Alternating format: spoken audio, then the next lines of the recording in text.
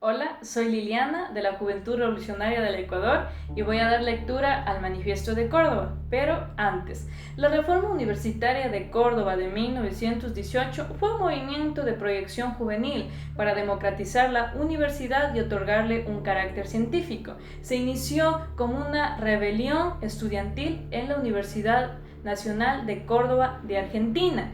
Se extendió entre marzo y octubre de 1918. Este texto es uno de los más importantes dentro del movimiento estudiantil organizado. ¿Quieres saber por qué? Escucha todo el video. Empecemos. La Juventud Argentina de Córdoba, los hombres libres de Sudamérica. Manifiesto de la Federación Universitaria de Córdoba de 1918. Hombres de una república libre, acabamos de romper la última cadena que en pleno siglo XX nos ataba a la antigua dominación monárquica y monástica. Hemos resuelto llamar a todas las cosas por el nombre que tienen. Córdoba se redime. Desde hoy contamos para el país una vergüenza menos y una libertad más. Los dolores que nos quedan son las libertades que nos faltan. Creemos no equivocarnos. Las resonancias del corazón nos lo advierten. Estamos pisando sobre una revolución. Estamos viviendo una hora americana. La rebeldía estalla ahora en Córdoba y es violenta porque aquí los tiranos se habían ensoberbecido y porque era necesario borrar para siempre el recuerdo de los contrarrevolucionarios de Mayo.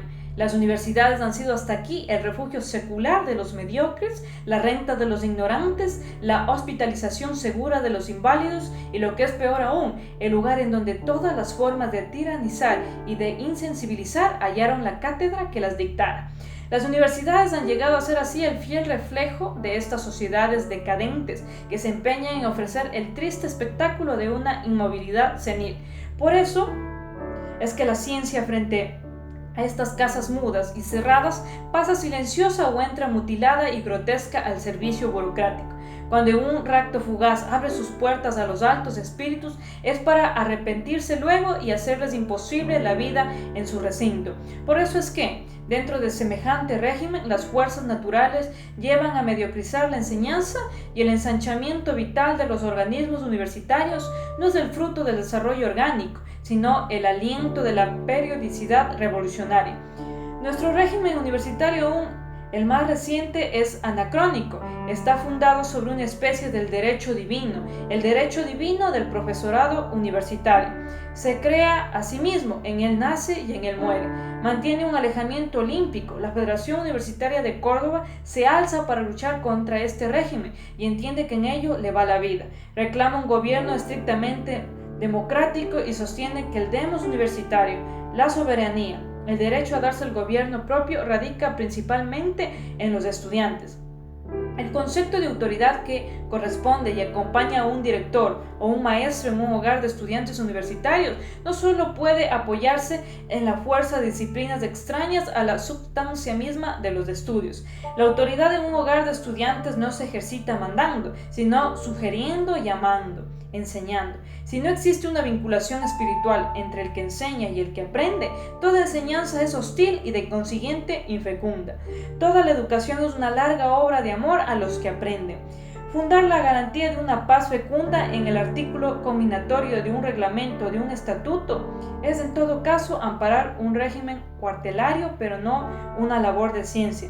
Mantener la actual relación de gobernantes a gobernados es agitar el fermento de futuros trastornos. Las almas de los jóvenes deben ser movidas por fuerzas espirituales. Los gastados resortes de la autoridad que emana de la fuerza no se avienen con lo que reclama el sentimiento y el concepto moderno de las universidades. El chasquido del látigo solo puede rubricar el silencio de los inconscientes o de los cobardes. La única actitud silenciosa que cabe en un instituto de ciencia es la del que escucha una verdad o de aquel que experimenta para crearla o comprobarla. Por eso queremos arrancar de raíz en el organismo universitario el arcaico y bárbaro concepto de autoridad que en estas casas es un baluarte de absurda tiranía y solo sirve para proteger criminalmente la falsa dignidad y la falsa competencia. Ahora advertimos que la reciente reforma sinceramente liberal, apartada a la Universidad de Córdoba por el doctor José Nicolás Matienzo, solo ha venido a probar que el mal era afligente más de lo que imaginábamos, y que los antiguos privilegios disimulaban un estado de avanzada descomposición. La reforma Matinson no ha inaugurado una democracia universitaria, ha sancionado el predominio de una casta de profesores. Los intereses creados en torno de los mediocres han encontrado en ella un inesperado apoyo. Se nos acusa ahora de insurrectos en nombre de una orden que no discutimos, pero que nada tiene que hacer con nosotros. Si ello es así, si en nombre del orden que nos quiere seguir burlando y embruteciendo, proclamamos bien alto el derecho sagrado a la insurrección, entonces la única puerta que nos queda abierta a la esperanza es el destino heroico de la juventud. El sacrificio es nuestro mejor estímulo, la rendición espiritual de las juventudes americanas nuestra única recompensa, pues sabemos que nuestras verdades lo son y dolorosas de todo el continente. Que en nuestro país una ley se dice, la de Avellaneda, se opone a nuestros anhelos, puede reformar la ley que nuestra salud moral los está exigiendo. La juventud vive siempre en trance de heroísmo, es desinteresada, es pura, no ha tenido tiempo aún de contaminarse. No se equivoca nunca en la elección de sus propios maestros. Ante los jóvenes no se hace mérito adulando o comprando. Hay que dejar que ellos mismos elijan sus maestros y directores, seguros de que el acierto ha de coronar sus determinaciones. En adelante solo podrán ser maestros en la futura república universitaria los verdaderos constructores de alma, los creadores de verdad, de belleza y de bien. La Juventud Universitaria de Córdoba cree que ha llegado la hora de plantear este grave problema a la consideración del país y de sus hombres representativos. Los sucesos acaecidos recientemente en la Universidad de Córdoba con motivo de elección rectoral aclaran singularmente nuestra razón en la manera de apreciar el conflicto universitario. La Federación Universitaria de Córdoba cree que debe hacer conocer al país y América las circunstancias de orden moral y jurídico que invalidan el acto electoral verificado el 15 de junio. El confesar los ideales y principios que mueven a la juventud en esta hora única de su vida quiere referir los aspectos locales del conflicto y levantar bien alta la llama que está quemando el viejo reducto de la opresión clerical. En la Universidad Nacional de Córdoba, en esta ciudad, no se han presenciado desórdenes. Se ha contemplado y se contempla el nacimiento de una verdadera revolución que ha de agrupar bien pronto bajo su bandera a todos los hombres libres del continente. Referimos los sucesos para que se vea cuánta vergüenza nos sacó a la cara la cobardía y la perfidia de los reaccionarios. Los actos de violencia de los cuales nos responsabilizamos íntegramente se cumplían con el ejercicio de puras ideas. Volteamos lo que representaba un alzamiento anacrónico y lo hicimos para poder levantar siquiera el corazón sobre esas ruinas. Aquellos representan también la medida de nuestra indignación en presencia de la miseria moral, de la simulación y del engaño artero que pretendía filtrarse con las apariencias de la legalidad. El sentido moral estaba oscurecido en las clases dirigentes por un fariseísmo tradicional y por una pavorosa indigencia de ideales. El espectáculo que ofrecía la asamblea universitaria era repugnante. Grupos de amorales deseosos de captarse la buena voluntad del futuro rector exploraban los contornos en el primer escrutinio, para inclinarse luego al bando que pareciera seguramente el triunfo, sin recordar la adhesión públicamente empeñada en el compromiso de honor contraído por los intereses de la universidad. Los otros, más en nombre del sentimiento religioso y bajo la advocación de la Compañía de Jesús, exhortaban a la tradición y al pronunciamiento subalterno, curiosa religión que enseña a menospreciar el honor y deprimir la personalidad.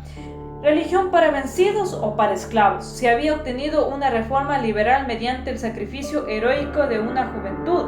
Se creía haber conquistado una garantía y de la garantía se apoderaban los únicos enemigos de la reforma.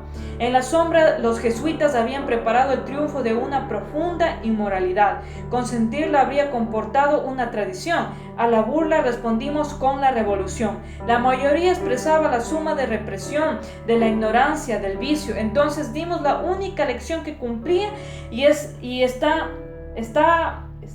espantamos para siempre la amenaza del dominio clerical. La sanción moral es nuestra, el derecho también. Aquellos pudieron obtener la sanción jurídica, empotrarse en la ley. No se lo permitimos antes de que la inequidad fuera un acto jurídico irrevocable y completo. Nos apoderamos del salón de actos y arrojamos a la canalla, solo entonces amedrentada, a la vera de los claustros. Que es cierto, lo patentiza el hecho de haber a continuación sesionado el propio salón de actos de la Federación Universitaria y de haber firmado 1000 estudiantes sobre el mismo pupitre rectoral, la declaración de la huelga indefinida.